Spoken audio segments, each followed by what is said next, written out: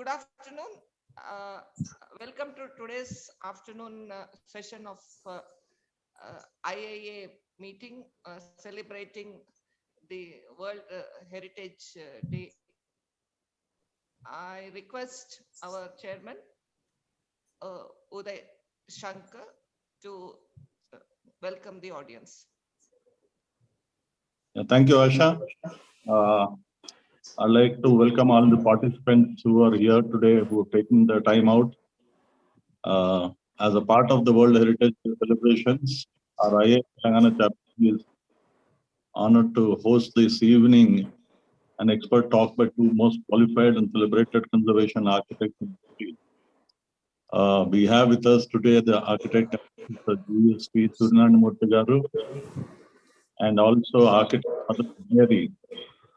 And they will be sharing experience and their insight on the heritage conservation and documentation today. And with their presentations, I'm sure most of us will actually get an insight into our Telangana's grand heritage architecture, Kakatiya time, and also the Hyderabad's Nizam Deccani architecture, most of the buildings that we have in the heritage precincts.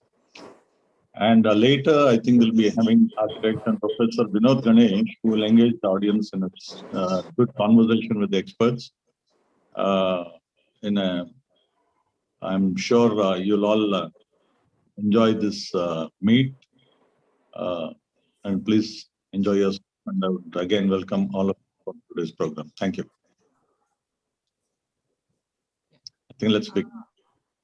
I would like to introduce our first speaker of the day today, GSV Suryanamurthy. I think all of us know him. Is a practicing architect and a professor at JPR College, Hyderabad. He's a postgraduate in architectural conservation from SPA Delhi. He has additional qualifications in PG Diploma in Sustainable Development, PG Diploma in Jyotir Vastu, PG Diploma in Town and Country Planning. He is associated and an active member of IIA, Intact, iCommerce India. He is also member of the Asian Cultural Landscapes Association, Korea, and International Institute for Conservation. He plans and executes his projects with an approach of reuse, recycle, restore, appropriate use, and maintain as principles of design. He does it under his organizations, Kshetra and IHSRDM. He is specialized in documenting Indian traditional buildings and historical buildings, knowledge systems.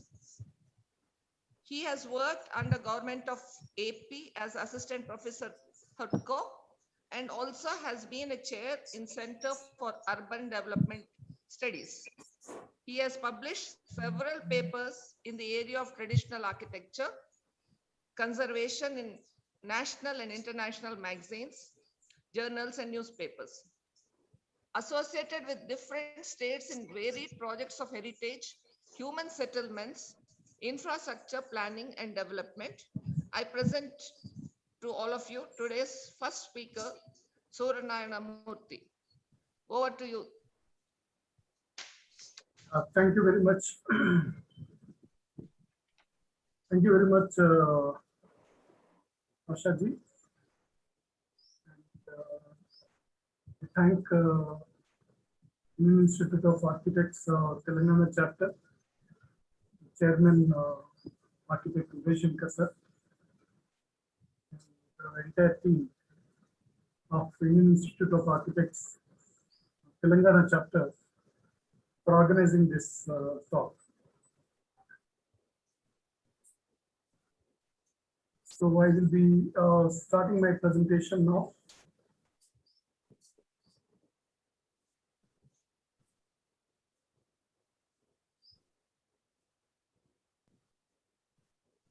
Is this visible on the screen? Yes. Am I Yes. audible? Yeah. Thank you very much.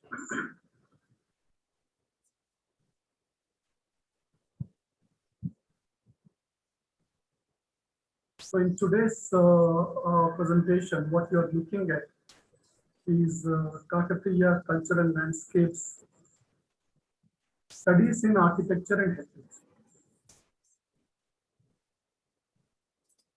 On this World Heritage Day celebrations tomorrow, I think this is a very right time to celebrate architecture of Telangana and the process that involved towards reaching today's stage for Kakatiya architecture, Ramappa Temple, towards World Heritage status. A journey of about almost 10 years, 10 years that started in 2010. And what was the journey and what kind of studies we had to encounter, and what all other aspects, because 10 years means you will be losing focus in between, but at the same time, and you will also be looking at other things which may be important and which may not be important. So all that I will be presenting, and my presentation is organized into 3 parts. The first part is about the journey of World Heritage status towards World Heritage status for Ramappa Temple, and where we studied Kakatiya architecture, and that itself is organized into first part, the random thoughts and journey, and the second part is specifically on what is the criteria with which this is presented to UNESCO for World Heritage status. And the second part is the documentation that we took up for presenting this at UNESCO Paris. And the third one is a small temple near the one what you are looking at on the left side is one of the temples near Ramappa Temple, the landscape surrounding it. So most of the temples are like this, what you see in the surroundings of Ramappa Temple and many Kakatiya temples.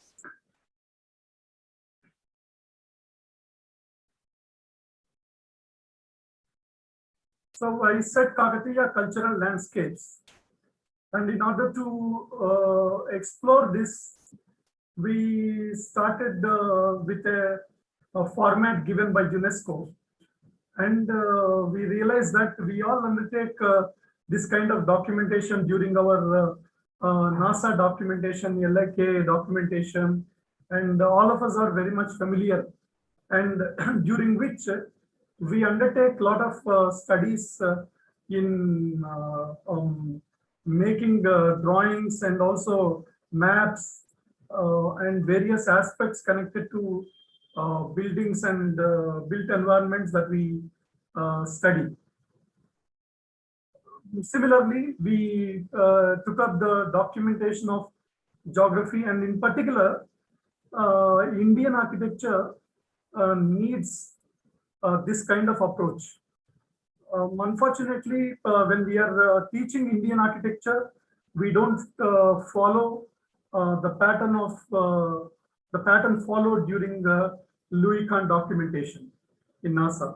Because Louis Kahn documentation, we go into a lot of details and we cherish those moments of documentation during our entire architecture course. Whenever we participated, we cherish those moments because of the energy and the knowledge content that we gather during that time. Whereas when it comes to Western architecture, we are all taught with this kind of format already. We are taught with the geography, because when we ask about any geography relating to Western architecture, we are all familiar. But for Indian architecture, many a times we are not familiar that much. Because of the method and the kind of teaching that we have towards teaching Indian history and especially regional architecture, local architecture. So geography, landscape, people, place, and time. This is what we gathered the primary information before we were working on it. And it is realized that the human centric thinking, the society around it, the culture around it, that is cultural anthropology subject played major role. Understanding from basic human instinct perspective for on the formation of societies and culture of Kakatiyas, Chalukyas, Vijayanagara, any point of time, this approach was a demand of a study as part of the formats from UNESCO. That is documenting the historical, cultural, and political geography, identifying what is it connecting and the why it reaches a World Heritage level. What makes it World Heritage? The entire world has to consider this as heritage. So what is that common link? So the entire India from Kashmir to Kanyakumari, there is a common link. And from Gujarat to Assam and Arunachal Pradesh, there is a common link. What is this common link of heritage? As we find in most of the temple architecture and the constructions taken up by various political dynasties and cultures that we see in India.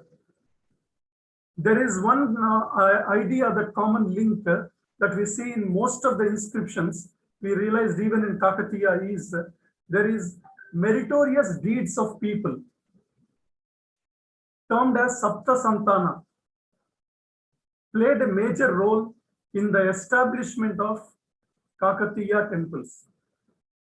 That is what we see in the inscriptions near Ramappa temple, Swayambhu temple, that is in Warangal, and Thousand Pillar temple, that is Veyi Stambala Gudi in Hanamakonda. All of these, and also many other temples in Suryapet, Jakaram, Ramanujapur, Ghanapur, all these temples have this common heritage.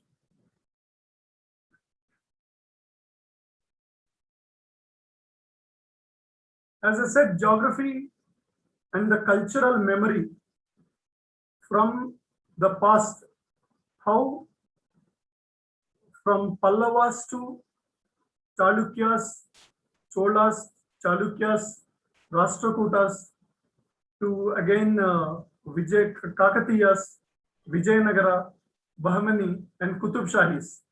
How that cultural memory, Qutub Shahis also I would be mentioning in one of the points where my next speaker, Madhu, also would be talking about Hyderabad, Charminar and Char Kaman and Kakatiya Kirti Toranas having a link, which has been found out in while doing our research work. We found out one of the reference to such research work. So the common link that is continued from 7th, 8th century to 15th century, even after Kakatiyas, after the fall of Kakatiyas, and continued till Vijayanagara. That is the reason you would see the common heritage of 6th century temple, 12th century temple, 15th century temple, containing similar notions. So 100 years, 200 years, 400 years, 500 years, the ideas continued, the heritage, common heritage continued. The common ideas among the society and people continued. What is this Sapta Santana, 7 meritorious deeds? These are mentioned in several inscriptions. That is why I'm highlighting with the beginning part of the presentation, which we would see in the case of Ramappa temple very clearly. Construction of a tank. These are not anything to do with judgment on the society or judgment on a particular culture or anything. Just putting in the context of the Kakatiyas and with what made them to create these landscapes. As so when we are creating a landscape, when we are creating a structure, the intentions behind it. So those intentions are written and which are part of inscriptions, which are part of historical information. Construction of a tank, having a son, taking kavya in dedication, the hoarding of a treasure, planting of a grove, construction of a temple, and marriage of a girl to a Brahmana or Uttama Purusha. These 7 deeds are considered mentioned in the 5th century literature, 12th century literature, and more evidently in the inscriptions of Kakatiyas.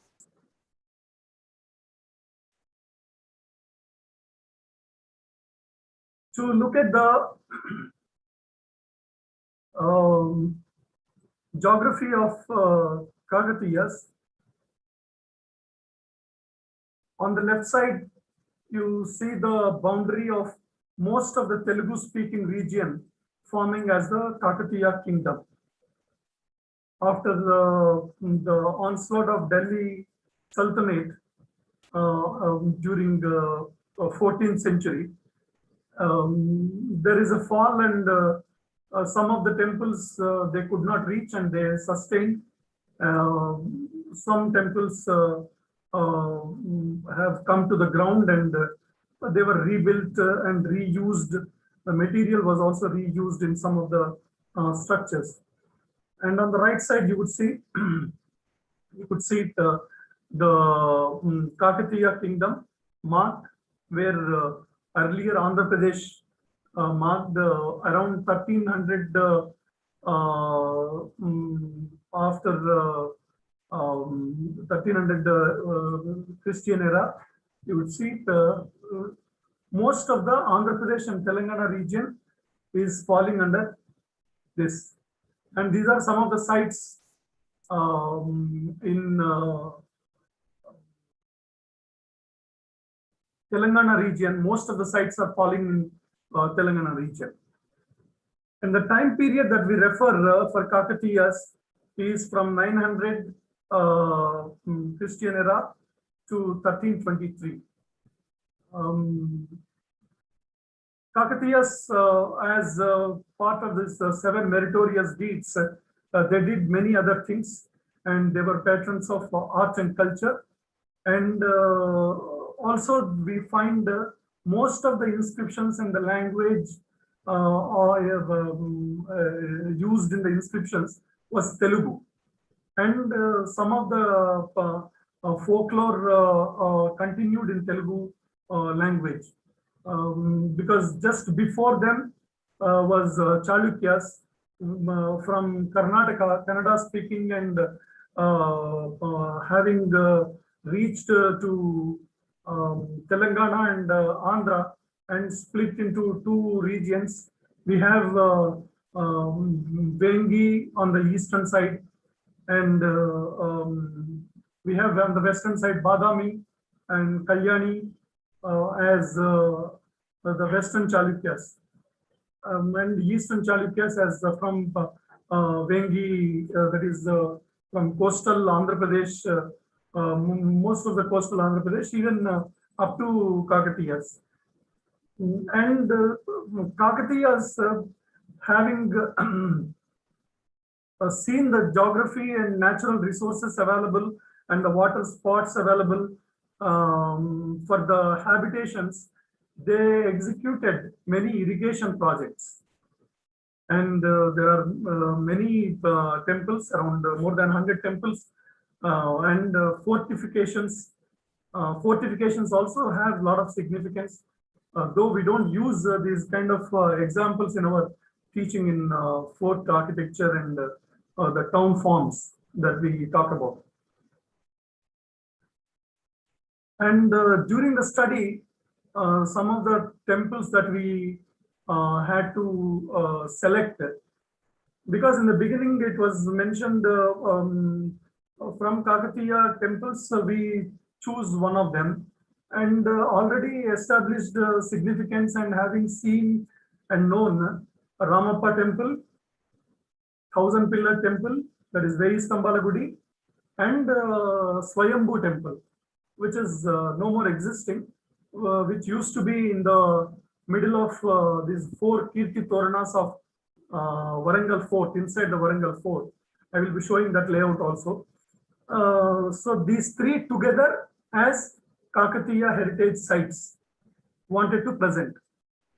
But after the subsequent research and comparison with other temples inside the Warangal Fort and Chaya Someswaralayam temple, Panagal and Nalgonda district, and Kotagullu, that is at Ganapur, Trikutalayam in Jakaram, Katakshapur temple, Ramanujapur temple. Comparing with all this, we found Ramappa as more superior, and it is a representative of all the temples.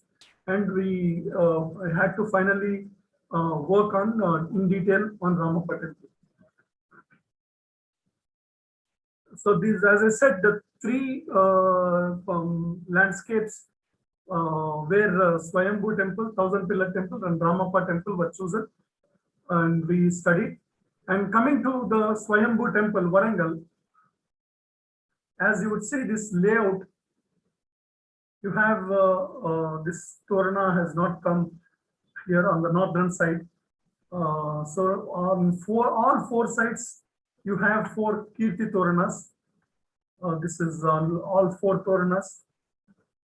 Famous Kakatiya Torana, we are all familiar. In the middle, you have this Swayambhu temple. But this is what you see on the left, Swayambhu temple, are the remains which were erected as some kind of exhibition. So it is not the original form. The original form is the drawing made out from the broken sculptures and available on the ground. So this is not giving the full picture of how it existed. So this we removed from the selection of site for World Heritage status promotion.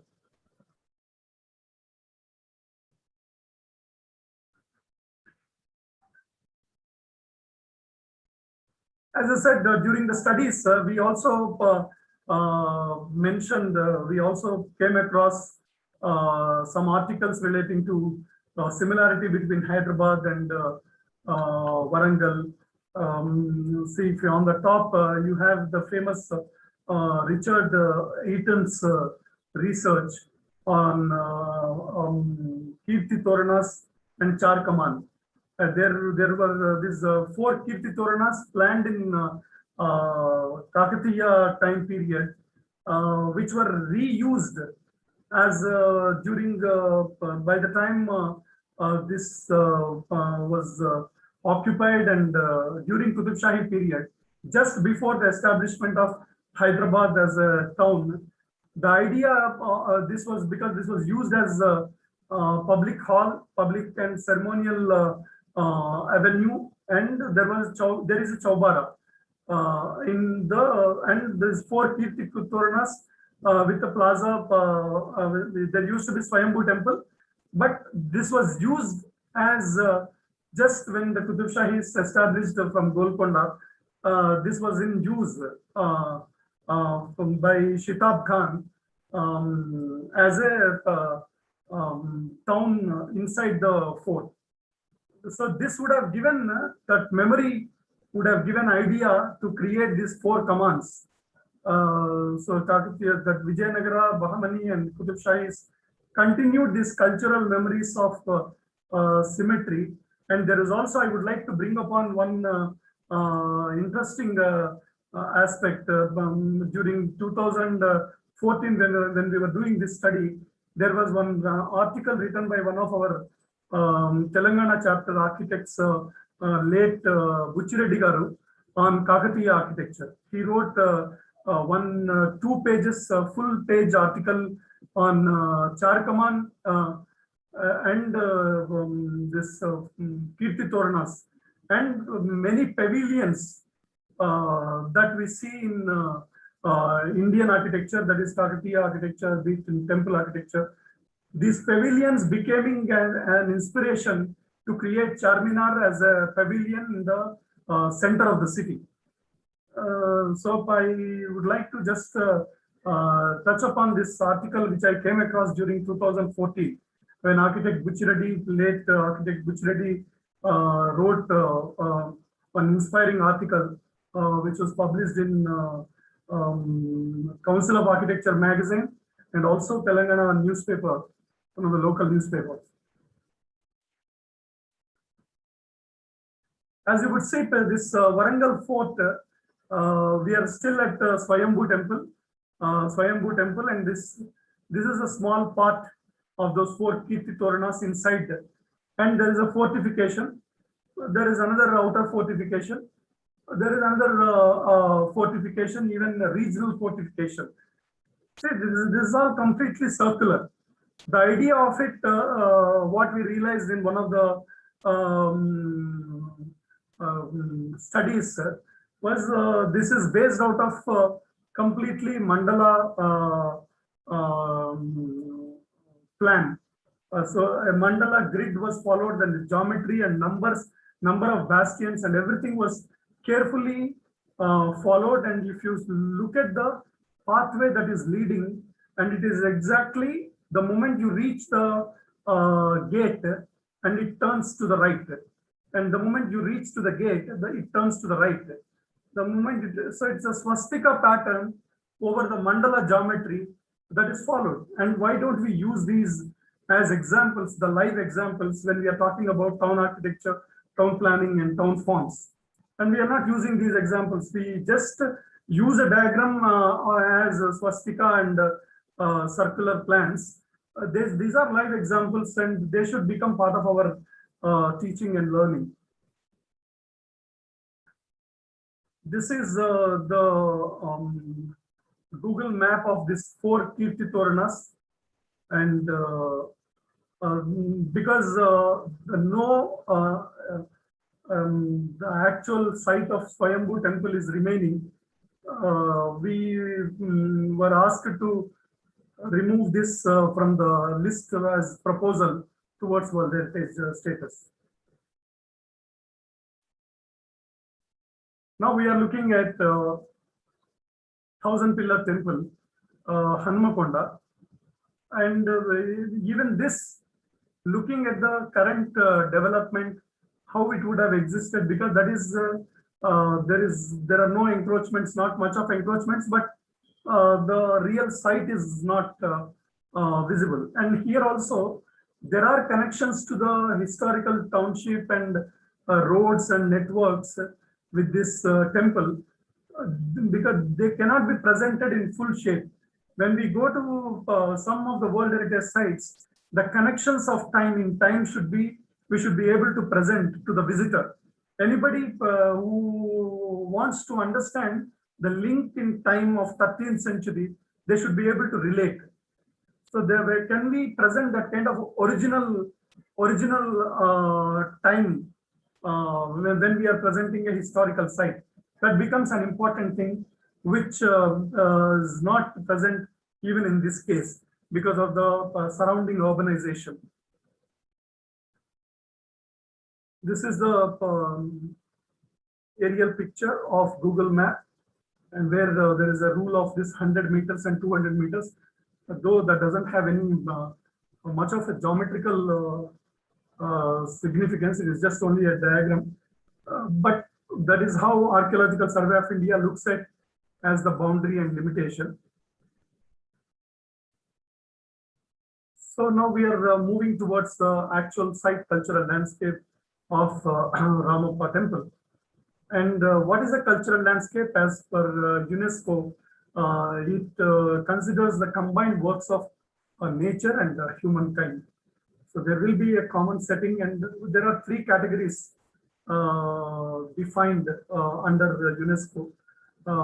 Clearly defined landscape, designed and created intentionally by humans, organically evolved landscapes, or associative landscapes. That means people relate to a place and identify and image about the place, like the sacred places, like Varanasi, these associative places, or Madura, Vrindavan, such places, they are associative landscapes. This is the aerial picture of Ramappa temple, where you would see, even till today, this is a picture taken just 3 years ago, 4 years ago, a drone picture. Still the original of 13th century could be seen. The original idea of it could be seen with the hillocks and the Ramappa lake, with which Kakatiyas are famous for. The surrounding cultivation land, and there is a rammed lake, Ramappa Cheruvu. And the Kakatiyas, we are aware that they had built dams near the lakes to create the lakes with the earthen bund only they created, and which did not damage much as they do in the case of normal river dams that we keep facing and talking about, even ecological imbalance. And I will present one of the diagram also here. And what we are saying is spiritual affinity towards nature as emphasized in the texts. Like we have not gone through these texts, but these are referred in some of the well-researched works like Radhakrishna Sharma and Yazdani, who have mentioned, and later Stella Kramrisch and who have mentioned about the text, how the landscapes and temples were created. So with what kind of notions people created. Today, even in a confluence of roads, at the crossroads, we create temples suddenly. But there used to be some kind of a mechanism where temples were created in terms of idea, intention, concept, and when they were created.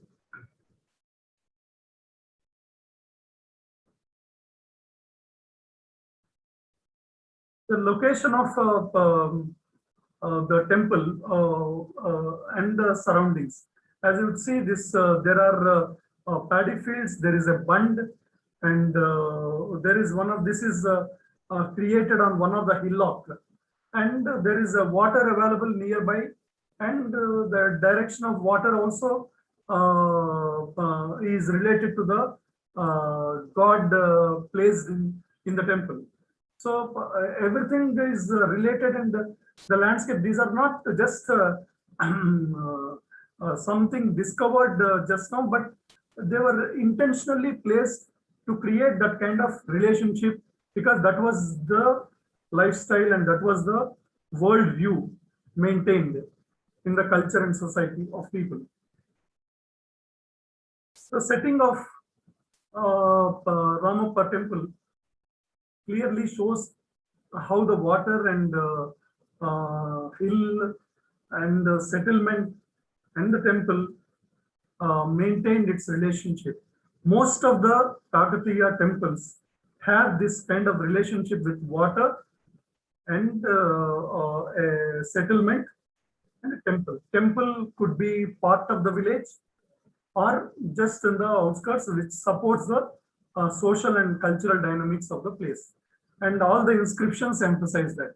That means it was always connected with the life of the people and annual festivals, annual climate cycle that happens around the temple and fields, water, and the village.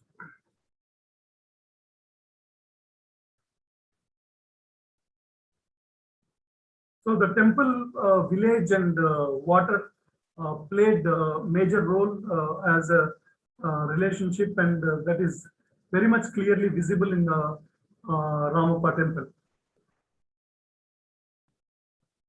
Now we are moving towards what defined this as towards World Heritage status.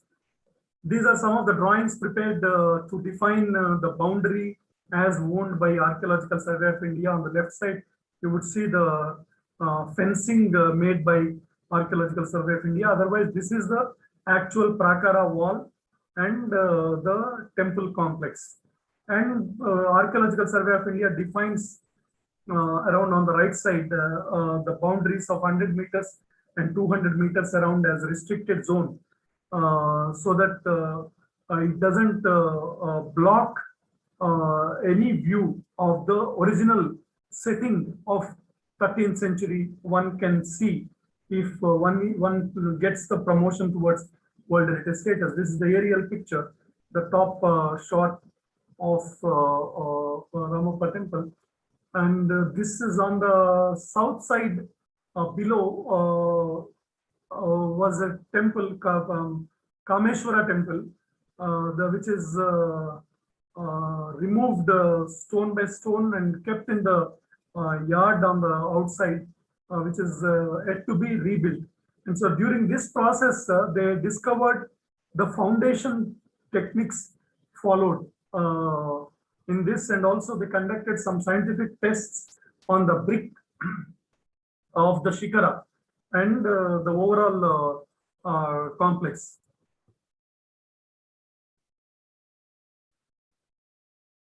The style is referred as Trikuta style, and we have Nagara style and Dravida style and Vesara style in temple architecture. This has a combination of Dravida and Nagara, and so to be called as Vesara style. But the temple stands on a platform, raised platform, which is typical to Kakatiya architecture. So it raised, which is called Kakshasana, that is a raised platform, and surrounded by this open mandapa, which projects out into 2, 3, or 4 mandapas, or 4 cells, 4 garbhagrahas, with for dedicated, or 2 will become entries, and one of them will be the garbhagraha. But irrespective of that, they are called, because the module of one dimension of the garbhagraha is followed on the entrance or the other cells also. So it is Trikuta, Dvikuta, and Chatushkuta and Panchakuta temples that we find in entire Kakatiya architecture, and whereas this one is a Trikuta Alaya. And during which we had published a book exclusively with the help of art historian who is also happens to be a dancer, and she had researched on the dance traditions established by this temple, because there was a write-up and kavya written by Jayappa Senani, titled as Nritya Ratnavali, taking inspiration from Ramappa temple. So she has mentioned in detail about the art and dance traditions followed in this Ramappa temple, and we have got this published during the time of this. And there is something called criteria for a World Heritage Site.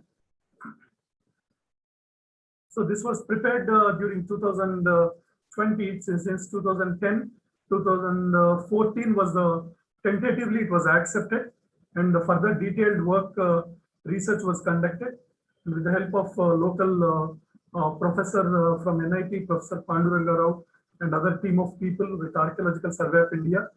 This was prepared, and this is prepared under 3 categories.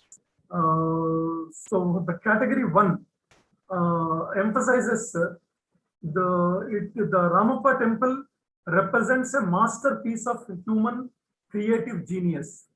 What is this masterpiece and what creative genius it represents? And it is a masterpiece of Kakatiyan style of temple architecture with the use of engineering innovation by creating floating bricks, sandbox foundations. Sandbox foundation is digging the entire earth and filling it by sand and modifying the bearing capacity and directly resting without any other foundation, directly resting the entire structure over that. So, and the inside, whatever is filled in is confined by the rammed soil on the edges. And some places, there was some kind of a masonry done to confine the sand. So sandbox technology foundations, that is confining within the foundation like a box is sandbox foundation, and the material knowledge and ingenuity in stone sculpting like a glossy finish kind of metal lathe turned metal you would see. So that kind of a finished technology they had in sculpting the stone. So these were brought out, and till today, most of the World Heritage sites in India like Konark, Hampi, and other sites are promoted as art history based innovations.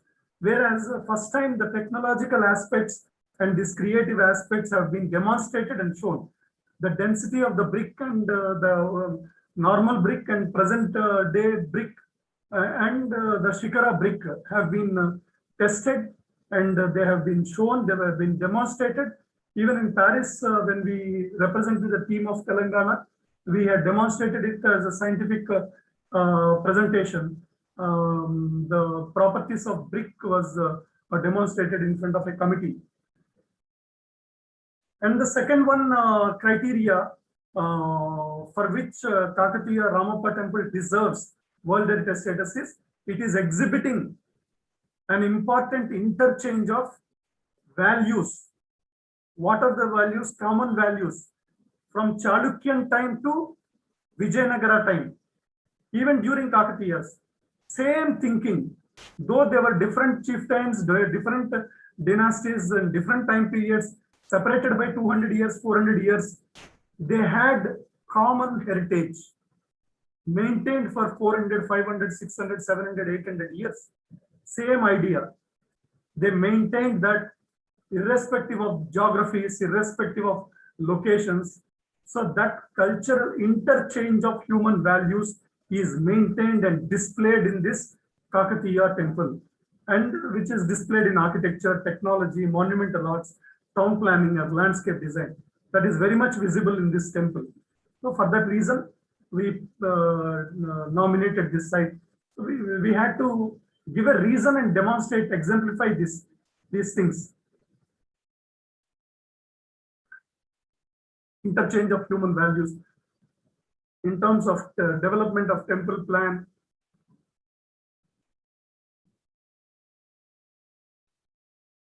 Another criteria that was written as bearing a unique or at least exceptional testimony to a cultural tradition. So the dance tradition, Kakatiya tradition of art and technology, and also the regional dance customs and Puranas. When you go to 16th century Vijayanagara, or when you go to Pallavas, 6th and 7th century, Chalukyas, 8th century, 9th century, Rashtrakutas, 10th century, and Kakatiyas, 13th, 14th century, the 12th century, 11th century, you would find the same technology and ideas transformed. It is a testimony demonstrating an elaborate materialization of regional dance customs and Puranic texts. So it has elaborately what is explained in Puranas is exemplified, because the kind of textbooks, the kind of books about knowledge about life or whatever it is through temples, and so this was displayed in detail. It is such a minute scale and dimension. Whatever was the life was displayed and shown there. So that was the text for them. So with these three criteria, this was promoted as towards World Heritage status. And this is the plan of the Ramappa temple. Though the elevations and sections they do not have real value, because most of these were prepared only for the purpose of documentation. But most of these, when you see the elevation of a Cartesian geometry, cuboid kind of a building, and what we draw as elevation doesn't have any meaning, because their innovation and their method of joining these faces and surfaces is completely different. And we have a lot of glossy finish kind of stone, the dolerite stone, where this Puranic traditions and dance traditions, the Girija Kalyana and dance traditions are displayed.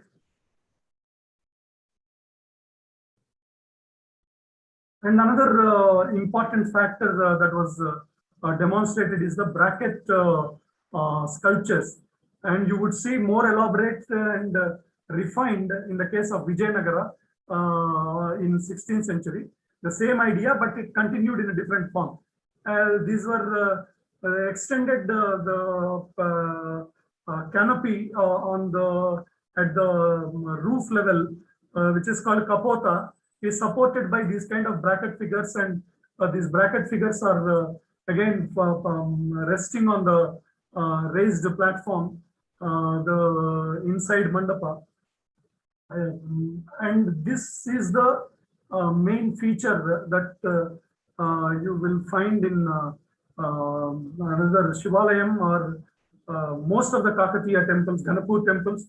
The feature of external mandapa having this bracketed canopy supported out as a structural principle, but this is later modified to a better composition, as you would see in Vijayanagara architecture. But the sculpture finish itself is because it looks, and there are videos and articles written on this as if the molten stone was put, and that is how they achieved this kind of a metal luster kind of finish on the stone, which is again because the professor who was guiding this documentation was one Mr. Professor Panduranga Rao, who is a geologist. He completely refuted this idea, and he says this is completely human made, and which is possible, and there are sculptors who handle this, and we have example where in Yadadri, present Yadadri also they are doing such type of finish, and in dolerite it is possible.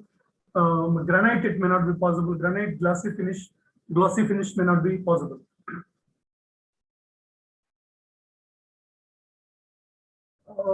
So before closing this, I have another just two quick 2 minutes quick presentations.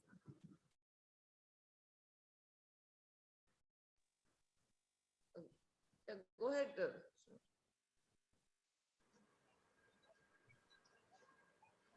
This is the documentation that we took up as a supplementary information, where it is, and now it is in Jayashankar Bhupalpalli district. earlier Warangal district. Now it is in Jaishankar Bhupalpalli district. This is a survey of India map, and where there are two hillocks called Varalagutta and Vanagutta, where this Rudreshwara temple, Ramappa temple, is 70 kilometers from Warangal.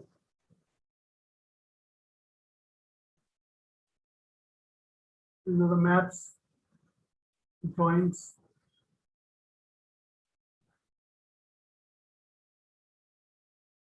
This is the total complex, and these are plans, elevations.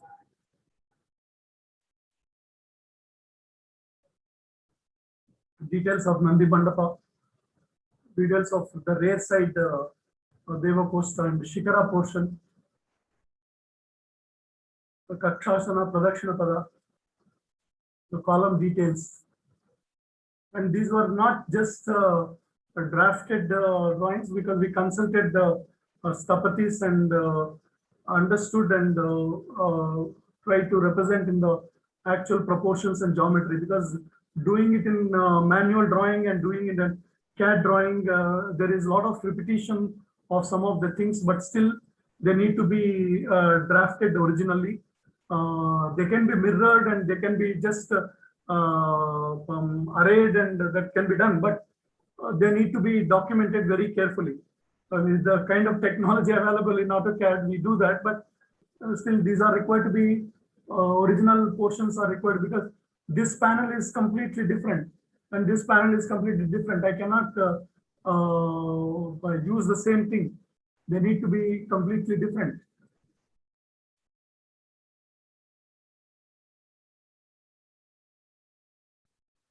The bracket figures.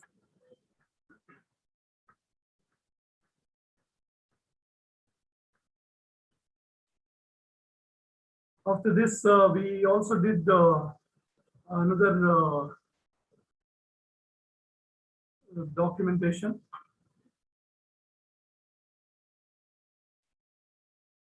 So in the first presentation, I had shown Ramappa temple, how we have moved, and in the second one, a very brief supplementary documentation that we took up on this. And this is a temple on the hillock of Ramappa Cheruvu.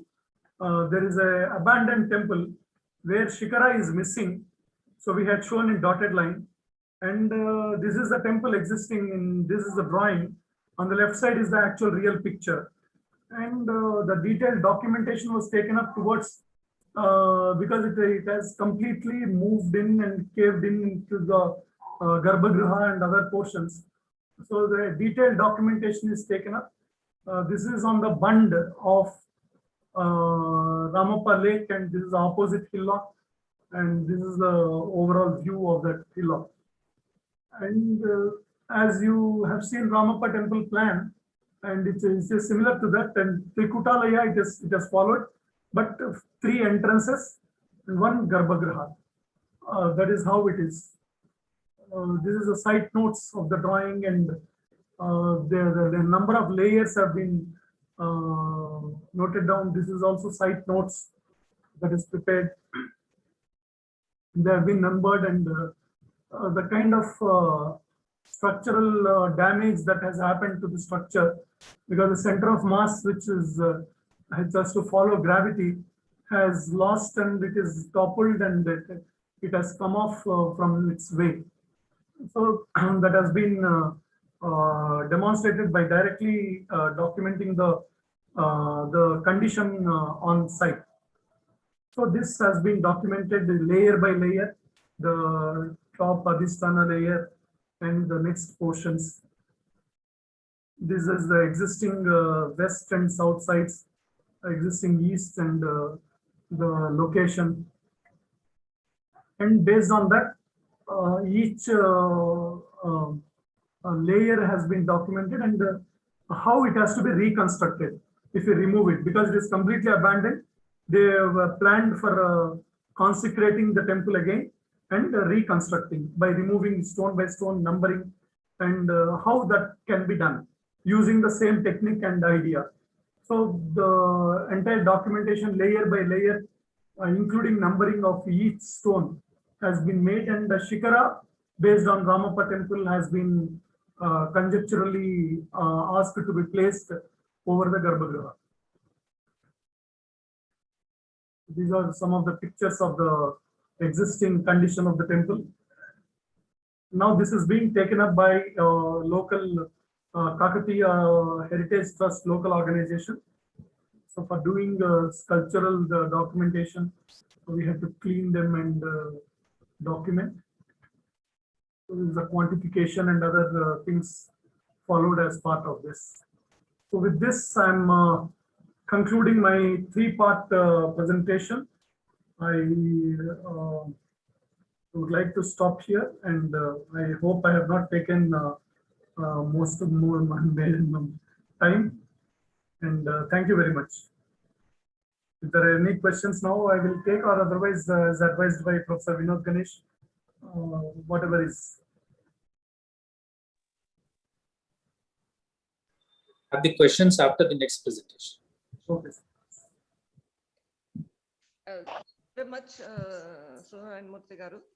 I request Aditya. Yeah, ma'am. Yeah. Murthy, could you please stop the share screen so that I can start sharing my screen from my side? I have stopped. Okay.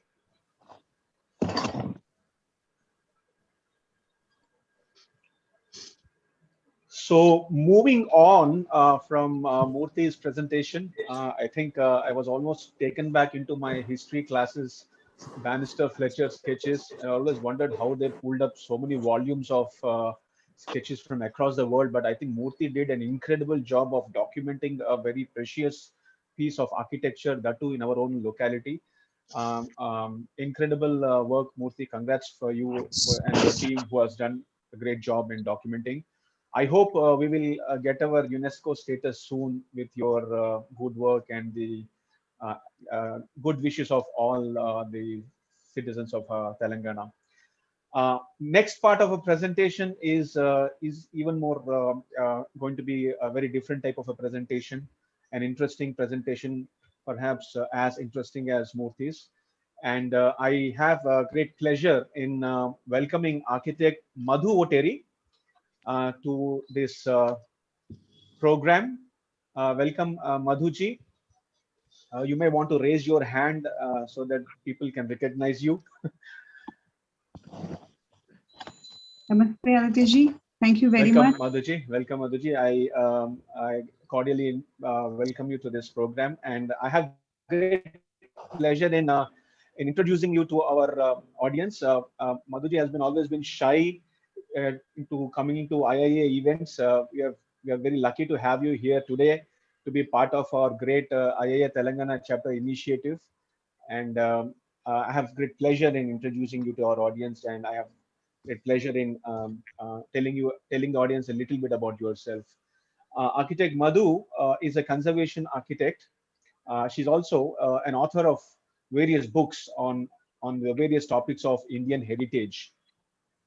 She's also an alumni of the International Visitor Leadership Award from USA in 2012, and she's been nominated as an expert member of International Council for Monuments and Sites. She has designed heritage walk, nature walk, craft walk, museum and historic market walks, and trained several guides and teachers for the same.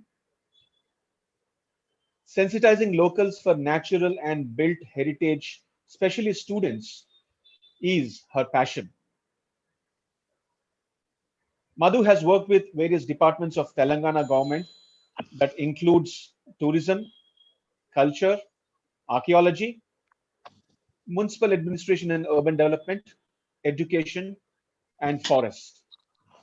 She has the honor of demonstrating Hyderabad heritage to VVIP guests for Government of India. Her talks are presented and watched in many countries. She loves to work with children and have designed a mobile application while training a dozen of children. And in today's presentation, which is celebrating the World Heritage Day, Madhu will connect to the regional and local heritage with the world heritage. Her title for the presentation, which is aptly called Architectural Heritage of Hyderabad, walking over layers of history, in which she would discuss the architectural history, facts, folk tales, and historic building typologies to understand the city in the past while connecting it with the present. Madhuji also will connect with all the professionals discussing various building techniques, architectural motifs that are used in these very unique, lesser known and well known sites of this great city, Hyderabad.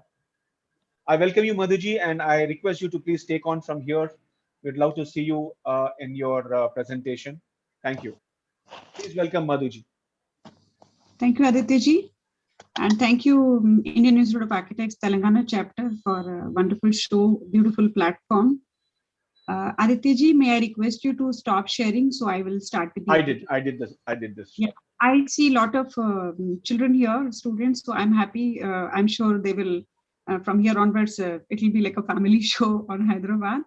So I would just give you a quick background of how I arrived to this project. I have been in Hyderabad since 2003, and I had the honor of having Murthy Garu and Aditya ji here. Murthy Garu has been my mentor when I was a student of post-graduation in architecture. So I have written a book called A Guide to the Heritage of Hyderabad, the Natural and the Built. This was about 275 sites all over the city. And this book actually became, I would say, formally or informally a listing for the city because it added the buildings protected by Archaeological Survey of India, ASI, monitored by Center. Then state archaeology building, now called Heritage Telangana. Then the buildings which are with the local authorities, with the GHMC, and lot with the trust, some with the individuals which were identified by impact. So that's how we got into the listing. As I said, formal or informal, it's the listing and used by a lot of government authorities. Then around 2012, I was invited to US, where I understood in the international exchange program that heritage is needed for children. So I'm not saying that I'm the advocate, but yes, in a way, this is the only method to involve children, saying that okay, this is our heritage. Instead of having a closed room talks, I love meeting people, and especially children. So hundreds of children I would love to attend at any day with the help of this Hyderabad Heritage Walk, State Craft Walk, whatever programs you've seen just now. So we will quickly get onto the application. The application is called Hyderabad Heritage. It is available on Play Store. And as I said that we will discuss about a good number of buildings here. So this is the application. As you can see, when your screen opens, these are all the buildings. I won't say it is only Hyderabad, it's Hyderabad and surroundings. And chronologically, we will learn, as I have said, that architectural, walking over different layers of Hyderabad architecture. So we are seeing here a black bold line. This is the walled city area. I don't know how many people know, we generally call it old city, loosely placed old city, but it is actually a walled city. And then here is another walled city, which is much older compared to Charminar, the walled city area. It's Golconda. And we generally have this connotation, have this idea that it is a Qutub Shahi city, but it is very much Kakatiya, where Murthy Garu has already explained about the Kakatiyan kingdom and the temples built by them. So we will see how this fort also has a lot of till date architectural features of Qutub Shahi period. And other than that, we have this beautiful lake, which is connecting the old city and the new city part, connecting Secunderabad and Hyderabad together, and some more sites. So for your information, we are just starting the application with the location where I'm sitting right now, and we can search the buildings with these many categories. We generally say, okay, Hyderabad has these many buildings, but what type of building? Suppose somebody says, okay, we were looking for a mosque, but we forgot the name. So we can search accordingly also. We can go saying mosque, and all the mosque, I mean historic mosque will pop up. And any category which falls into the historic ideas, you can have historic temples, historic churches, historic markets. So all these categories are listed on your screen. I will just take up chronologically so that we get to see different types of building. and different layers of history, as I promised. So you can see museums in the city. So these are all the museums. There are very lesser known museums also. And we can go to rocks. So we have rocks here, you can see. So when we start with the rocks, I say that this is the oldest part of the city. So let's start with a rock. This is a Dulapalli forest area. The forest is man-made, but naturally rocks are naturally there. And as I said that you look around your area. So I'm looking around my area, and I'm right now sitting in the north part of the city. So this is a rock in the forest area. Aditya ji, is the screen, is it visible? It is, Madhu. It is visible. Yeah. And this is a lotus pond. It's I would say it's a favorite of all the school children. Groups of students I have seen here. Pre-pandemic. And then this is a little video which is taken on top of a rock. When we see this video, we must be virtually there. So we are at Telangana State Forest Academy, and here we have the forest officer who's telling you the area where we have a huge herbal garden, and the forest is spread over acres of area. You can see, and we are actually standing on a rock. So we are on forest viewpoint, and as I said that this is the highest area in the forest. So we started with the rocks, with the forest, because I believe natural comes before the build. Now from here onwards, we will go to historic temples. Because Mutigaru has talked about the Kakatiyan temple, we will see what is there in Hyderabad. So these are all historic temple categories. I'm not saying this is a perfect research. Research always have an opening for doing it better. So if we have more ideas coming from this conference, I'll be happy to update the list. So this is Devar Yamjal village, and the temple, because of the temple, the entire village is called Devar Yamjal. This is the step well. Unfortunately, the well is not in a good condition right now. So, our idea of having this conference, I'm sure a lot of people will appreciate the present status of heritage, and can we go forward from here? Can we make our city more beautiful? So these are all called nakshatra cells, the meditation cell. This is, to my knowledge, one of the oldest temple of Hyderabad. So you saw the step well, and this is the temple. Interestingly, you can see the columns. What Murthy is already talked about, the history, historic point, the different features. So you can see similar features. I'm not stressing much on architecture because my focus will be to show you different typology and different buildings. So this temple in the center, in the first hall, we have a big Sri Yantram, and on top of Sri Yantram, in the ceiling, we have this Nagabandhanam. Two snakes are coiled together. There is a concept that if these two features exist together in a temple, there has to be some treasure around. So people believe that there's a treasure, and this is the Alvar saints, a concept which is followed down south. To my knowledge, this is the only temple in Hyderabad for the Alvar saints, with the statue of Alvar saints. Short video I would like to show you. So we were at Devar Yamjal temple. The pictures we saw. You see the Dvaja Stambham, important feature of these historic temples. We are going to the lake. The view is not as it is now because some insensitive construction is going around the temple already. Interestingly, the step well still has water. I don't know how many people know that Hyderabad has so many step wells. You can see a statue inside, just the fragments of the statue. The structure suffered some damages, purposeful damages at some point of time in history. You can see Ananta Padmanabh Swami fragments, statue fragments. These are considered to be meditation cells or nakshatra cells.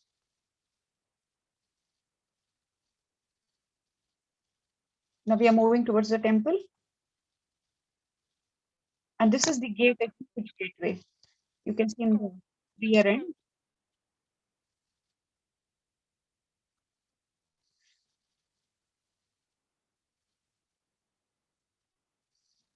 We are moving towards the temple.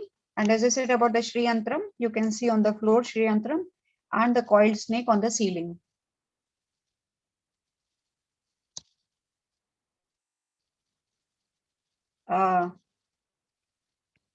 The priests believe that there is a huge snake in the stepwell, which is still there. I mean, till date, the snake is there. So this is, to my knowledge, this is the oldest layer. And from here, we will go to another category. We are in the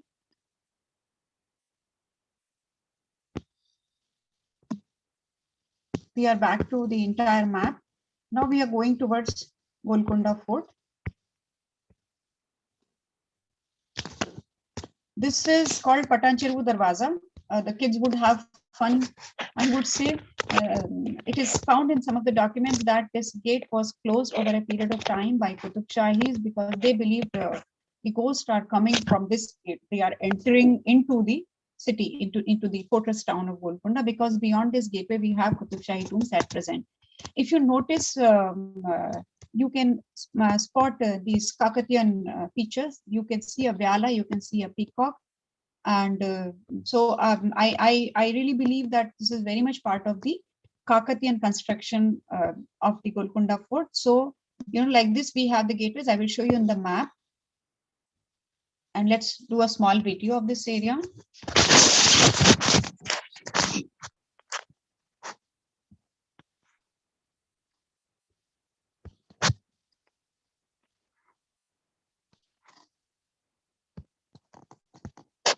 This gateway is not accessible to public, I mean, in general, because when you buy ticket to Golconda, you are only seeing the inner fort area. And if you appreciate what I said just now, the Golconda Fort is much in oval shape, similar to what Murthy Garu has shown the shape of Warangal Fort. So, based on the topography of the land, the fort location was picked up and it was designed accordingly.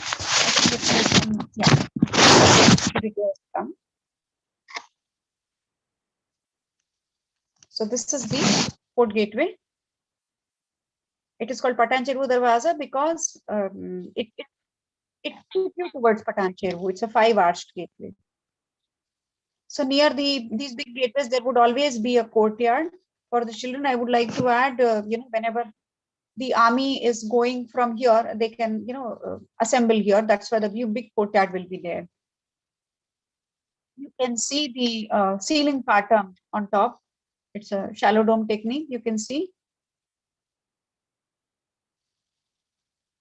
So Kakatiyan had an outpost here, and then the fort was added. There are a lot of buildings added and strengthened by Qutub Shahis. We're trying to get inside of the gateway, and then we are back.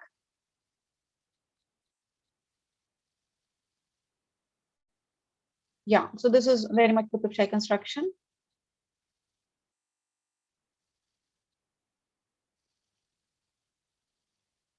Now we are out in open. As I said, this area is not accessible to public as a tourist area. That is why locals are dumping trash here. I hope sometime, we can gather and work on this area for a cleanup. As I told you, the brown line, what you're seeing on the screen is the outer fort of Golconda.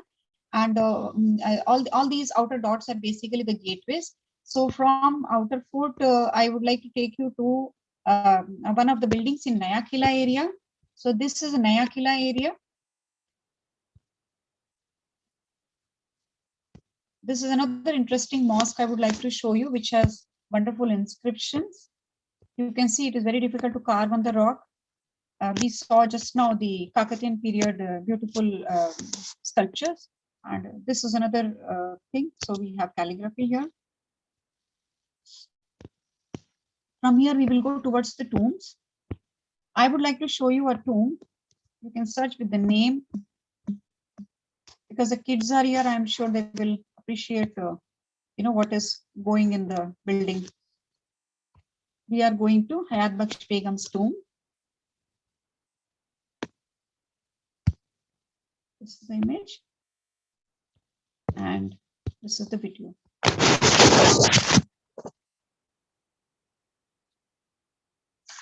You can see a lot of kids around. And then, interestingly, when I went to cover this video, these kids were ready to guide me to the site. They were very happy to guide me. They said, ma'am, did you notice a peacock here? So you see one child is taking me towards the peacock. So I would say, these are different methods.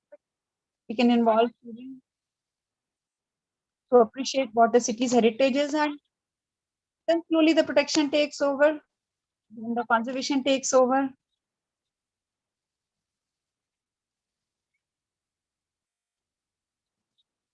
The child is going to take me towards the Badi Masjid. I'm not getting too much into history. We all are aware of this area.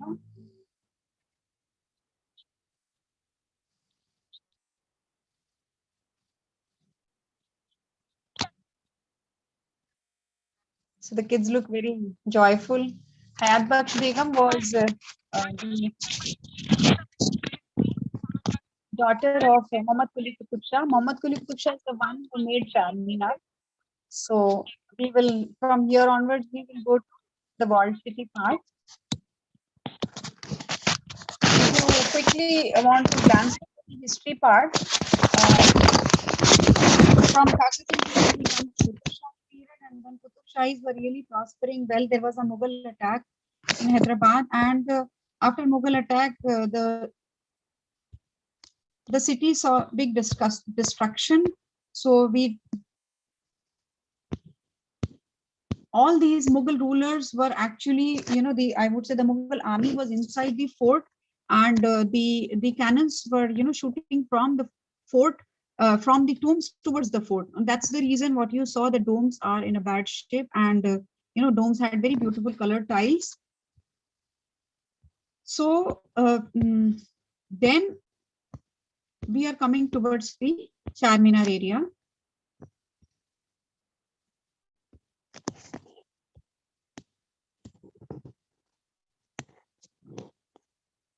So this is a general view of Charminar. A lot of people think that Charminar is same from all four sides, but I'm sure a lot of us know that it is not. All the four sides are same. What you are seeing is the main elevation from where we enter and buy the ticket, and I will show you different views. This is the plan. You can see how the dome is formed.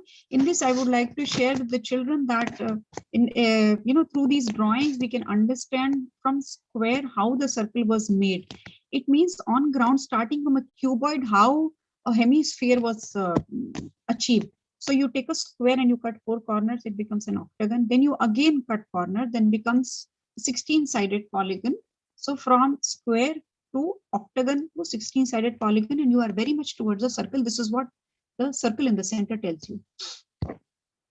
This is another view of Charminar. What you are seeing to the right side, there's a huge minaret. When you say Charminar, a structure with four minarets. So this is one of that four minarets. And as I said, that the elevation is not same from all the sides. So this is the dome. This is the top floor of Charminar, which has a mosque. So all these arches are part of the mosque. So just the other side of the dome is the mosque niche, the prayer niche. And this is what Murthy Garu was also discussing, the research where, the scholars are trying to prove that what was there in Warangal urban planning, this area of the city was planned similar way. So what you are seeing in the center is Gulzar House, a little fountain, and then four gateways on all four sides, named as Kali Kaman, Sehre Batil Ki Kaman, Machli Kaman, and Charminar Ki Kaman. And as he said, Charminar Ki Kaman, this side became the processional route, and the Jilu Khana, the main court, the main courtyard, and then Charminar. Along with Charminar came Jama Masjid. If you can appreciate on the screen, people when they go to Charminar, most of the people are not aware of this fact, and they consider Jama Masjid and Makkah Masjid are same. But Makkah Masjid came later. The fourth ruler, Muhammad Quli Qutub Shah, built Charminar, and his son-in-law, the next ruler, made Mecca Masjid, and the fourth ruler's daughter, Hayat Baksh, whose tomb you saw just now, she was an illustrious lady in the history. And what you are seeing again on the thoroughfare, the route is Goa Machilipatnam trade route. This is another view of Charminar, the archival image. So here you can appreciate the dome, which you saw in the handmade drawing just now.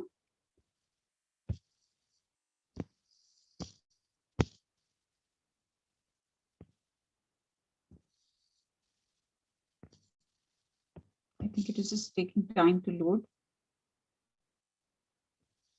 Interestingly, this application has a good number of audio files also recorded by students. The image what you saw, the second last image in the presentation, these were the kids who have helped me to record their voice. When you leisurely look into the application, you can find out the voice also. Now from here, we will go to one structure, because we are going chronologically from Qutub Shahi period to Mughal period to Asaf Jahi period. This is a structure which is built in early Asaf Jahi period, Shahi Jilu Khana Gate, and this was supposed to be the main entrance to Chomela Palace. We all know Chomela Palace is being used as a museum, and in the center you have a big arch, multicast arch, and on the either side you have the windows for drum beaters to sit.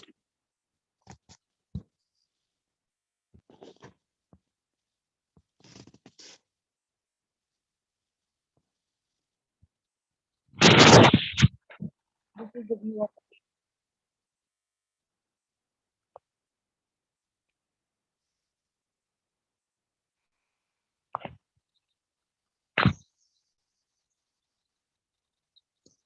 the proclamation would happen from here.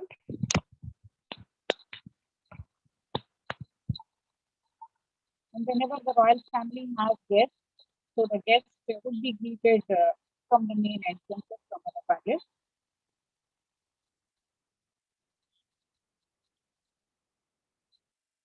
It is definitely not in the best of the condition, but being local citizen, we must also learn what city's heritage is and how we can take it to another stage, a better stage. So from here, we will go to another layer of history, the Asaf Jahi period, Chomela Museum. This was originally the palace of Nizams, and then later on converted into a museum. The UNESCO has nominated this. Sorry, I would say that it has been best reused as a museum and convention center. So we did have a ceremony at the time of, I think, somewhere in 2016. This is the main hall. You can see the royal seat.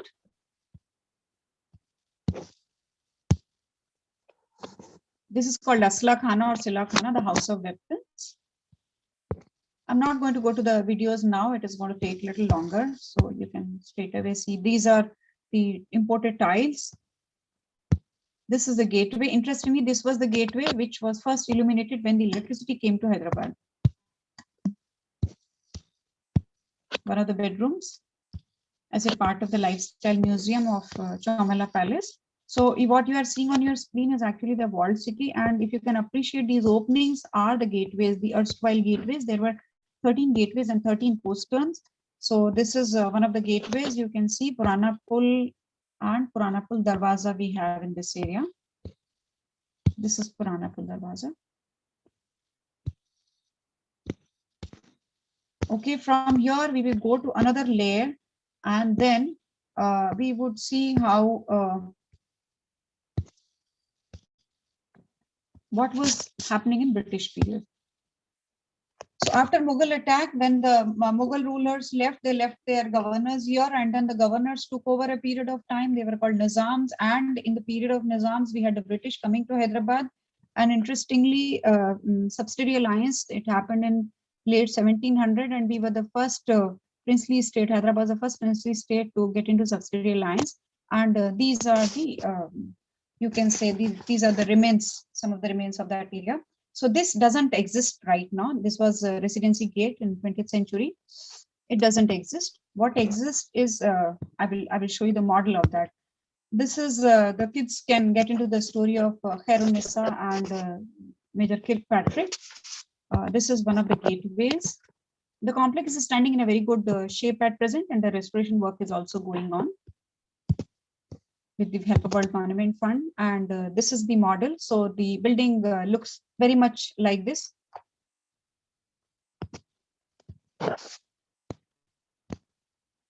I would like to show you another site. I think we are running short of time, so I would quickly show you just one or two more sites. Mozamjahi market, I would like to show you. This is definitely an older view. Right now, it has already been restored, and as Aditya Garu shared, I have worked on the historic market walk. So this is the clock tower. Interestingly, it was not called Mozamjahi market. Mozamjahi name came later. This was called Central Market earlier. I mean, originally, and then what you are seeing is definitely an older view. This is a morning view where all these, fruit sellers would do their business. Now the picture is definitely different and, much well restored.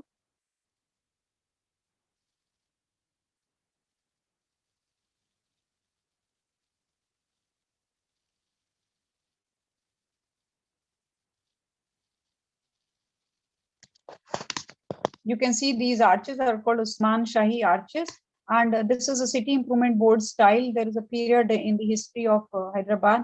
We had the city improvement board being formed in 1900s, and then the buildings which were constructed by them, that style is called city improvement board style. Much rustic, robust, I would say. And you see the clock tower. The kids must know that watching, having a watch was a luxury at that point of time. So people, all of them would be waiting to hear the clock ringing. So interestingly, the clock tower has already been repaired. I would like to take you to another interesting church right now. It is Trinity Church, Bolaram, because we are talking about the Queen and the British Queen and the family. So this is the right time to talk about this. The Trinity Church in Bolaram, very close to, I would say, Rashtrapati Nilayam. You can see very much British style, European architecture. This is the graveyard. And I have taken kids even to these walks where they can appreciate what history is all about. They are all school-going kids. So I would quickly show you a video, and then I would come on to the demand of public. If they want to see the video, you can type in the chat box, or Aditya can guide us whatever they want to see. So these are the kids. They are having fun right at the entrance of the church. So with these kids, I went to make the video document the site.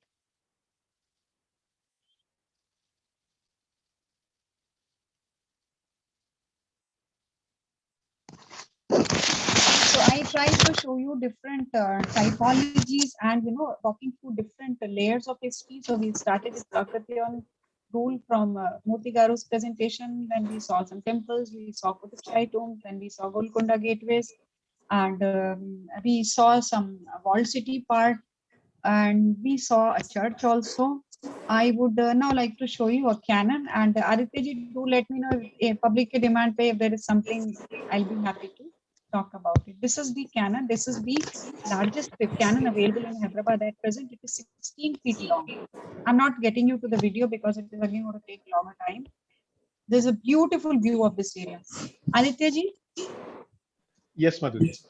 आगे क्या plan है? How do we go ahead from here? Well, probably can be done in maybe 5 minutes, and then we can go to the next part of our program. We can wait. You want to take 5 more minutes to conclude? Yeah. Okay, thank you. So you can see this place is accessible to public, but as I said, that it's not a ticketed monument. So it's difficult to find these sites. With the help of application, I can give you a virtual tour, and then you can have your own tour. You can see Qutub Shahi tombs in the background. If you manage to climb the bastion, if you remember, I talked about the domes having the beautiful tile work, which was destroyed during the Mughal period. The domes don't have tile now. If you want to see similar domes, you can visit Bidar. And other homes have beautiful tile work. I would like to show you Falaknuma Palace because a lot of people are keen to see Falaknuma Palace.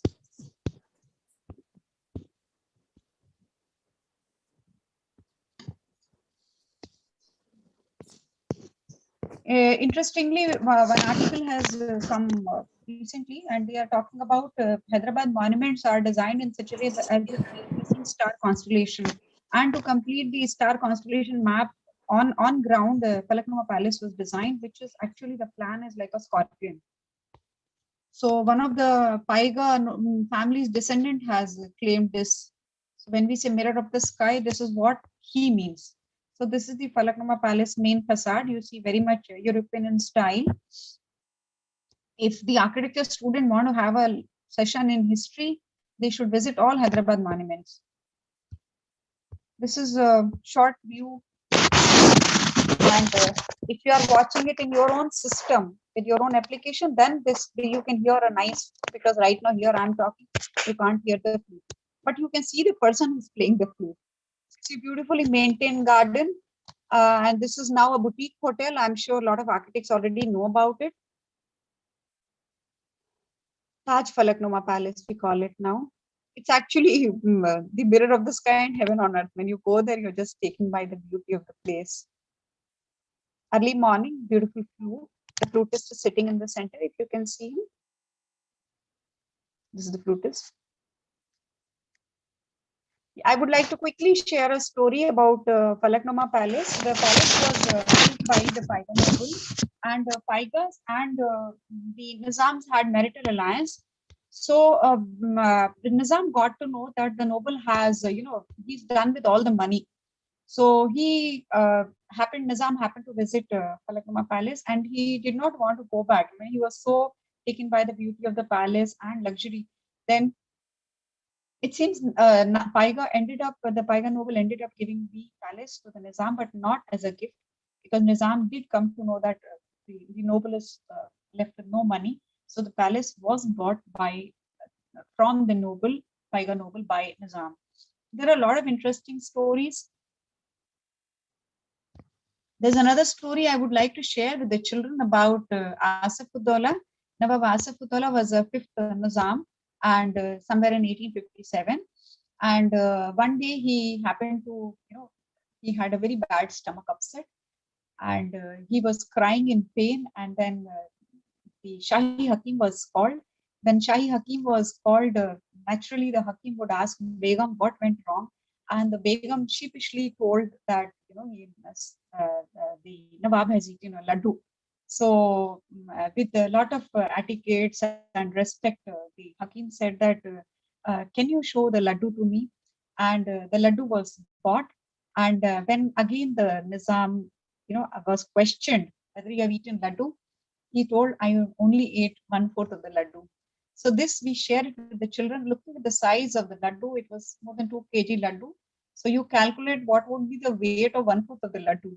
And then the children calculate, okay, half of the laddu would be 1 kg, and then 1/4 of the laddu would be at least half a kg. So the Nizam and the Hakim, they are both, they cannot tell each other that this is wrong.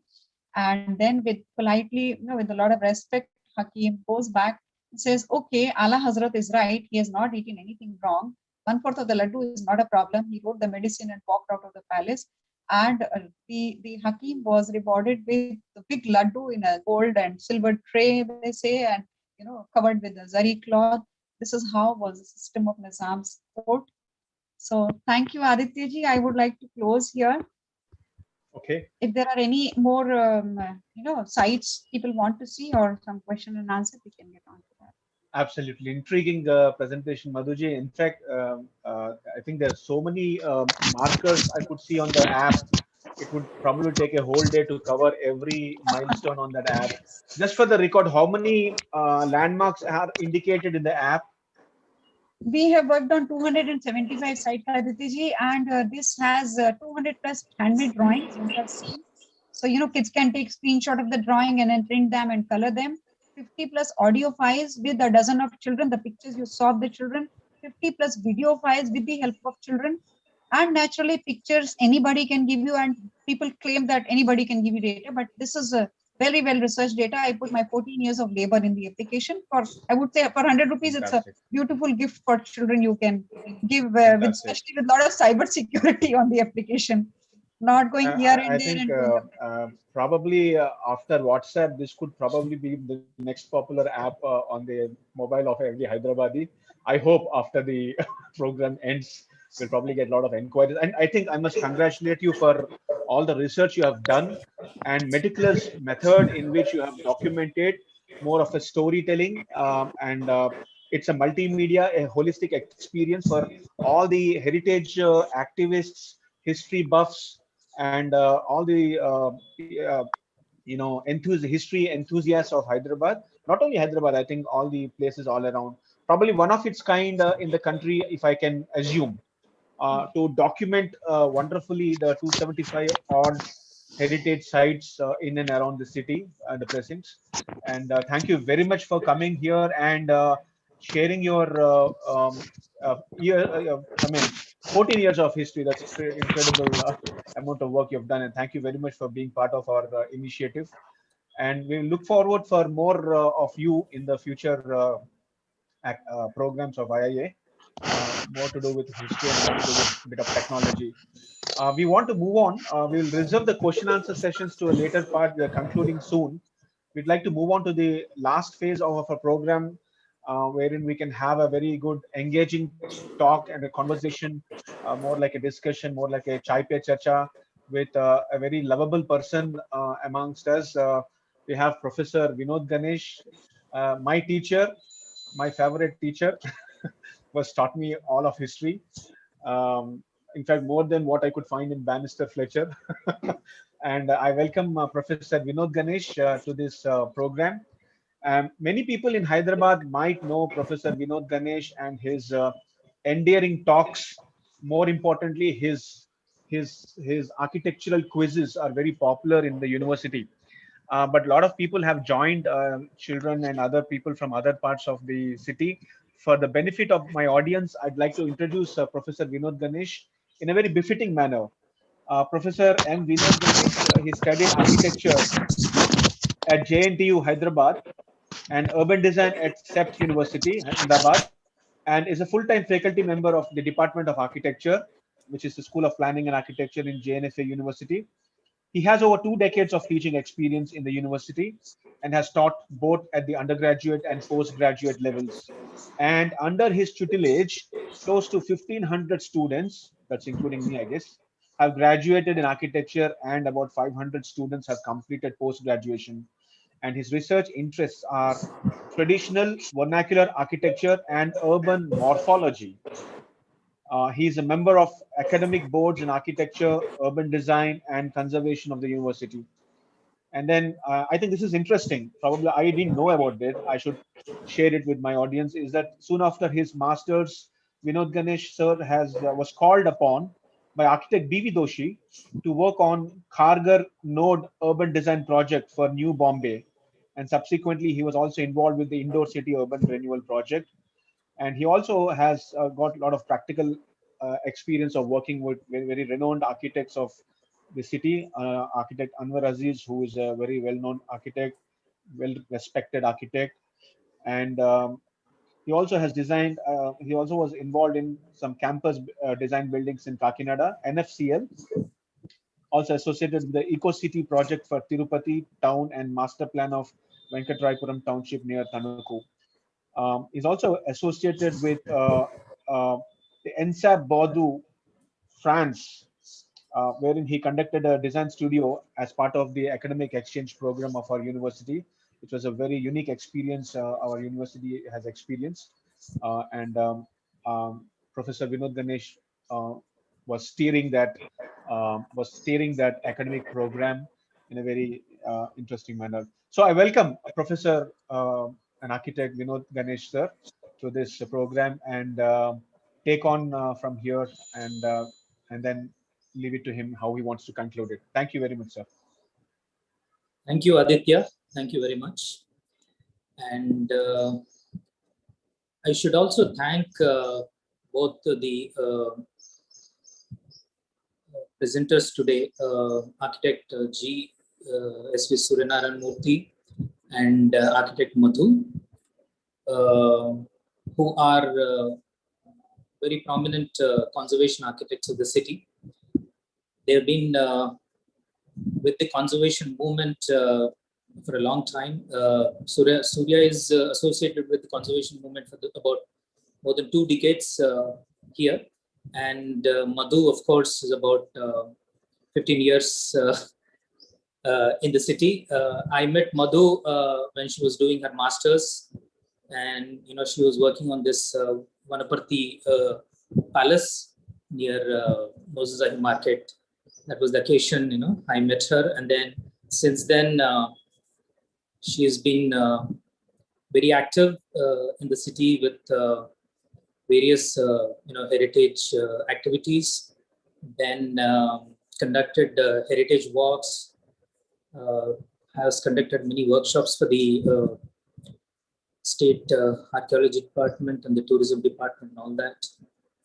So it's been a wonderful experience seeing those 2 presentations, both by Murthy as well as Madhu. Murthy has touched upon Kakatiya heritage and some of the important developments during the Kakatiya dynasty, the fort area structures, the 1,000-pillar temple and the Ramappa temple, and then his contribution towards achieving the heritage status for the Ramappa temple. It's been a wonderful, I would say, contribution from Murthy towards heritage of the region. The way he kind of documented these structures near Warangal, very important heritage structures of Warangal area. And then now, as we are celebrating this World Heritage Day, is mainly to create awareness about our heritage in the wider audience, both general public as well as various other stakeholders in the state. So in that sense, I think the contribution of both Murthy and then Madhu are exemplary. Madhu, of course, has come up with this application, which is more than after her various books that have been published on heritage of Hyderabad. I'm familiar with that, and then this application is a very new, very important addition to the heritage of the city. That's in itself is a great contribution. I'm happy that we've had these 2 presentations today with wonderful contribution from these 2. Not much of questions really, but I would like to ask Murthy one. What is the status of Ramappa heritage has it been identified, and what is the process? Where do we stand in terms of identifying Ramappa as a heritage site? Yes, in 2004, 2014, this was accepted as a tentative site along with the other 2 sites, including Swayambhu Temple and Veyi Stambhala Gudi. Okay. Ramappa Temple together. And with subsequent discussions and with further research, we also felt only presenting Ramappa would be appropriate. In 2019, a full-fledged dossier and the documentation that you had seen just now was sent to Paris with the approval from Archaeological Survey of India and many other local teams. And there was international ICOMOS expert, International Council on Monuments and Sites, expert from Thailand, visited just before this pandemic during September 2019. He is a stone conservation expert. He also happened to be architect from Thailand. So he appreciated the procedure and the present conservation status. Because any site, if we compare with Taj Mahal, Humayun's tomb, Qutub Minar, which are World Heritage Sites, Red Fort, they need to present to the visitor the original status and original position of the temple and a comprehensive idea of heritage. If we claim that this is what our structure represents: creative genius, exchange of cultural values, and maintaining a tradition. These are the three things with which we, in simple terms, so this was elaborated, explained, demonstrated, and presented. And during November, we went to Paris. Myself and another geology expert, Professor Panduranga Rao, we presented the case on behalf of Government of Telangana. So now it was supposed to happen in 2021. The convention of UNESCO, World Heritage Convention, was supposed to happen in 2021. Because of the pandemic, it is postponed to 2022 as an online convention. So it might get declared, or any message we will get in the month of August this year, for sure. Okay. That is the status. Thank you, Murthy. Another observation I was making about this Ramappa temple is that, you know, the setting of the temple itself, it's in the midst of nature in terms of, you know, great landscape. There are hillocks, there is a water body, green landscapes. When I look at this setting, I feel, you know, the builders of those days had, you know, a very good understanding of, you know, how man should exist with nature, you know, the kind of coexistence I think they were looking at. You know, this is what I felt, that, you know, coexistence was an important value or philosophy of, you know, people in those days. What do you think about this Yes, sir. observation? I think that is very much right, and that is the reason I started with this. The idea which is uniting India, not only India, because even further larger portions of geographical land had ideas of India implanted, be it in Malaysia, be it in Thailand, be it in many places, Pakistan, Indus Valley civilization. We have there is a larger portion which is being viewed as larger context of India. There is a thought uniting. So that is very much visible, and the ideas of those times, they continued their thought process for so many years, 200, 300, 400, thousands of years. The same idea continued in the minds of people, though there were different political entities like Cholas, Kakatiyas, they were, and local chieftains were also there. Because this Ramappa temple is not built by any of the famous rulers. This was built by local chieftain, Rudrappa Senani. And it is not by any of the Kakatiya rulers by themselves directly. He was a local chieftain. He was a general, some military general, Rudra Senapati, who had built this temple. The inscription clearly mentions that.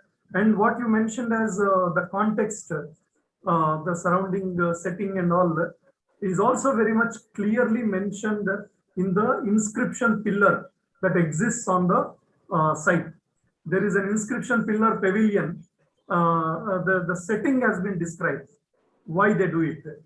Of course, with the advent in technology and also resources available, by the time it reached Vijayanagara time, it expanded into townships, the temple and town becoming a larger complex like Madurai, Srirangam and other places, what we see in Vijayanagara. It's a very important observation. And what I emphasized also that when we are teaching Indian architecture and local architecture, regional architecture, we need to talk about these and not just only limited to NASA Louis Khan documentation alone, because our syllabus of Indian architecture mainly talks about some textbooks of Percy Brown and which deals with history in evolutionary framework, evolution of temples, like as if temple itself evolves in forms, because evolution of species by Charles Darwin. So evolution theory as applied to human created things, because that was in vogue and popularity. People applied in history also, as we see in Percy Brown's literature. We see in a lot of historiography written by and critical historiography written by many people. So this aspect is required to be viewed by us, because the context and the ideas behind constructing these structures. I think we need to discuss this. Yes, sir. Thank you. There's so much to learn also, Murthy, in terms of understanding heritage and then analyzing it, which would help the youngsters and then future designers, future architects, how to integrate buildings with the landscapes and nature around, how to use the materials that are available nearby, and then how to rather integrate with other elements of nature. That's I think one very good fallout of studying heritage. Yes, I think we should take more serious interest in heritage as students of architecture. And then this question is to Madhu. Madhu, you've been working on Hyderabad, I know, for a long time. This is a general question of everybody. What has happened to the World Heritage City status of Hyderabad? Any idea? And if you are aware of any developments about Hyderabad being selected as a World Heritage City? Sir, I'm sorry, I missed an important point. There is something called Creative City Network, UNESCO Creative City Network, UCC. So Hyderabad has been nominated, they qualified as a Creative City Network, and we are creative for gastronomy. Our food is world famous now. Oh, okay. So say thanks to yourself for appreciating our biryani and halim, because that Hyderabad to the world map. And I was part of this program last year. Before last year, Ms. Juni Han from Delhi office had visited the city not only once, more than once. So this was to confirm the UCCN status. World Heritage status is difficult to get. Simple reason is, for example, you take Qutub Shahi tombs. I think Murthy Garu will also agree with me. You go to Golconda Fort. Sir, there are some boundaries to heritage, right? You cannot mix urbanization, encroachment, heritage. In general, we see what we call the outer fort. So outer fort is not considered as outer fort. It is just something. So people are building between the inner fort and outer fort. People are building within the moat. So there is no question of having the status. We are not qualifying. Why? How will we qualify if we are just building next to the heritage? For us, heritage is just a compound wall on which we can encroach. So I think we should be happy with UCCN because we are happy. We are happy to be in the international. I would like to add a point here. Yeah. I think what she has mentioned is right. See, the way we present the complete picture, when we claim something, and if it is not visible on ground, it is visible only in historical history, and if it is available only in books, what is the point in promoting and as a heritage? So it may be a heritage, but it is hidden, it is buried, or it is completely not visible, and it is blocked by. So you have very clear vista and plaza created in Tarkaman, and when we are encouraging or when we are ignoring the unauthorized constructions, blocking the views of these old visual geometries, visual compositions of townships, they don't qualify. There are hindrances to the parameters considered for a heritage status. It is happening, and there is also this Golconda and Qutub Shahi tombs happening and being developed as a heritage park. A lot of work is being done by Aga Khan Trust. Very good work one can see. Indian Institute of Architects Telangana chapter recently had conducted one heritage walk also. There of the current work being done by Aga Khan Foundation, and there is a lot of work. There is a hope with such type of efforts, but there is a long way to go. There is a possibility, but there is no possibility for, because it is a very tricky thing. When it was proposed in 2012, 13, the document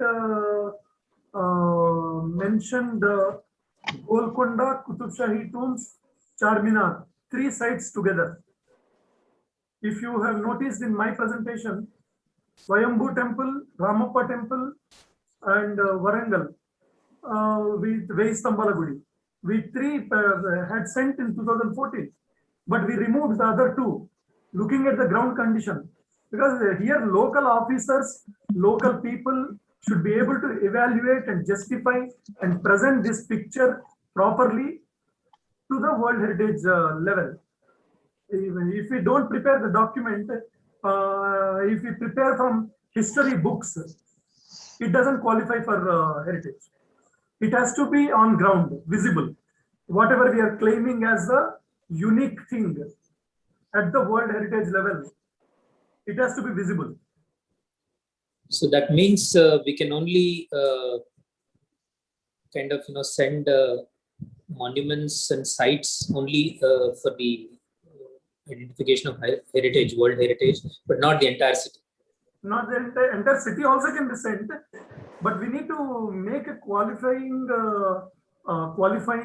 document, emphasizing and describing what is physically visible. It is a city. City means, as a city design expert, you are aware that these are some of the parameters to call and to define what is a city, and the components, areas, landmarks, and all these are required to be identified. And what is unique to Hyderabad as a city, definition of the city of Hyderabad. So those components are required to be described and presented in a truthful documenting, truthful documentation, I would say. Yes. I think Madhu would agree with that. One last question from my side to both of you. See, to make conservation success, you need funding also. Good funding from some source, whether it's governmental source or another private source. So funding looks one of the major problems for heritage conservation, as I see it. But what is your experience of, you've been in the field for conservation, and then what is your experience of funding that is coming? Is it satisfactory, or is it is there any hope that if we take Hyderabad and Telangana and Andhra Pradesh, obviously what you mentioned is a fact. There is no hope because it is slowly picking up that there has to be allocation for this. And from the government side, we have since 20 years, even more than 25, 30 years, there were, because since the planning of planning schemes or 5-year plans of Government of India, we had schemes like urban renewal projects funded by Government of India.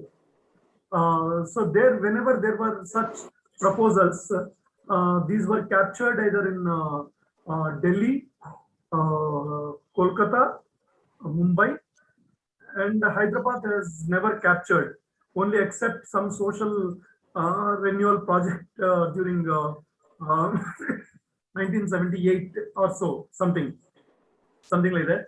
And there are the schemes like Jawaharlal Nehru Urban Renewal Mission, which happened for 10 years, and now there is Amrit and Hriday heritage augmenting heritage with the city infrastructure and other schemes. So there is a push from the government side. So there are funds available, and they need to be captured appropriately and handled. And but when it comes to private projects, certainly there are no funds. We need motivation or some kind of private funding and motivated corporate funding, and all this is required to be mobilized. I think what Madhu would say, I don't know. Madhu, about funding. Sir, I would say that India is no more a poor country. That's the first thing we must agree. We are no more a poor country. Our priorities are different. So if the priority is not about cleaning a river, priority is not about cleaning our lakes clean, then the heritage comes at the last. These are natural heritage venues where we are talking about clean water should be for everyone. If the water is clean, if the lake is clean, then definitely people will think about heritage. So right now is apna ghar saaf karna aur baaju mein kachra phenk dena. So if people continue to do that, what is suffering, what is ailing our heritage? You dump your waste, put it in a plastic bag and dump it. People don't bother about waste segregation. People don't think before they throw. So if we all start thinking before we throwing, and we know how much waste we are generating every day, which goes in the landfill, then I'm sure, we will be responsible citizen. These are all closed room talks. Otherwise, if we don't think about these minute things, the gated community I live in, we have a waste segregation system, but I know that people are not following it 100%. Forget it 100%. Even 1/3 of the public is very difficult to convince. So all these best urban practices start from, these small best practices, small habits of people. If we can train our children to throw the waste in the right manner, treat the waste at home, make compost at home, I'm sure the problem can be resolved. It's not government's problem, it's people's problem. I mean, government will come and go, but we are sitting in the same kitchen, in the same house, eating the same food. If we cannot change our habit on a daily basis, we cannot look for a better city. It is also people's problem. That is also an important thing, because inculcating the idea of this, and this becomes important, and people start saving, and it is connected with savings. It is connected with saving for future, and savings for future. Simple. If we equate with money, savings for future. So this has to be saved for future. The cultural resource is required to be saved for future. Yeah, I think we could go on like this and for long. There are many more issues actually concerning heritage, but I think maybe some other time we can sit and then have a complete comprehensive discussion on these issues. I think for today, maybe we could stop, and then I hand it over to Aditya for if there are any more questions he has received, and maybe he wants to put forward. I think we will probably conclude for the day, being a long day. Yeah. I just want to conclude with one question asked by a very young audience, a very innocent question asked by a very innocent audience. Sir, why is World Heritage Day celebrated? This is asked by D. Sai versus 7th class. We are very glad to have, and we are very happy to have children amongst us, while all architects are busy slogging over the weekend or probably getting ready for the weekend celebration. At least we have the company of children who are very enthusiastic about their monuments, and probably the future generation will take good care of our heritage. So in order to conclude this session, I'd like to have asked Madhuji, why is World Heritage Day celebrated? Probably it is a loaded question. One is, why is it celebrated? Number two, is it celebrated in the way it should be celebrated? Probably that is the hidden question asked by Sai Vasist. Probably you should ask him. Maybe Madhuji, you can conclude. Yeah, I would like to, I would like to give another fact behind it. Let's say people call it Mother's Day, Father's Day, Friends Day. So do you forget your mother, father, and friend on other 364 days? Leaving that one day aside, you don't forget, right? They are still your friends, they are still your father, mother, family, parents, everything. Okay. Now, giving a day means making you remember that these things are important. But it doesn't mean that 364 days don't exist. Heritage doesn't exist. So I would first thank the child who has asked this question. We can actually, give a detailed answer to this, a technical answer of going into the history, when was it started and all. I don't think the child should be loaded with those answers. The answer is heritage is important on a daily basis. The way I said just now, think before you throw. So if you are throwing, you know where your trash is going. So you know that your backyard, there is a heritage site, there is a building, there is a beautiful museum, there is a beautiful lake. I need to own it. Own it not by having a property document that I own it so and so. Own it by changing my habits, by having affinity towards the site. So that's why we are celebrating World Heritage Day. That is why we will celebrate World Heritage Week in November, to remind people that heritage is not going to be with you if you are not with the heritage. And heritage comes with the word inherit. You have inherited it from your past generation. It doesn't belong to me, it doesn't belong to you, it doesn't belong to the child also. The child has inherited. We all have inherited, and just with the responsibility to continue for the future. Thank you. I think the celebration must go on. Yeah, I agree with her, and because more than a complex answer and about facts and dates, I think that is a perfect answer she has given. So another innocent answer given by another innocent audience, to know more about heritage. The Yes. answer to this question amongst the chat I could pick up. So I think we have more reasons to celebrate, more occasions to know more about our local heritage and the world heritage. And as Madhuji has put it, we should connect our local heritage to the world heritage, see the bigger picture, and gain a broader understanding of where we stand in the national scenario and international scenario.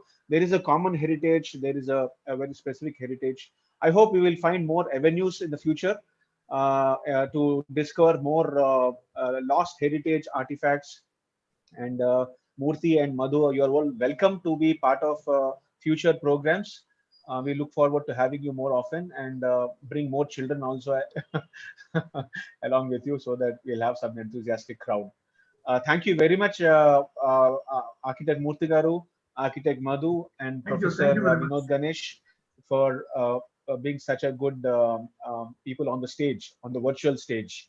And also I should thank our audience who are probably there in the Zoom, also watching this live stream on the YouTube channel. We want your feedback. We want your ideas for all future programs. Please type something, say that you are there, you are existing, and then we'll want to hear from you, and we'll want to see more of you in the future programs. Thank you very much, all of you. I think it's been a long day. Have a good weekend. Have a very good World Heritage Day tomorrow. Officially this tomorrow, so please celebrate well. Thank you very much. Thank you, Indian Institute of Architects, Telangana chapter.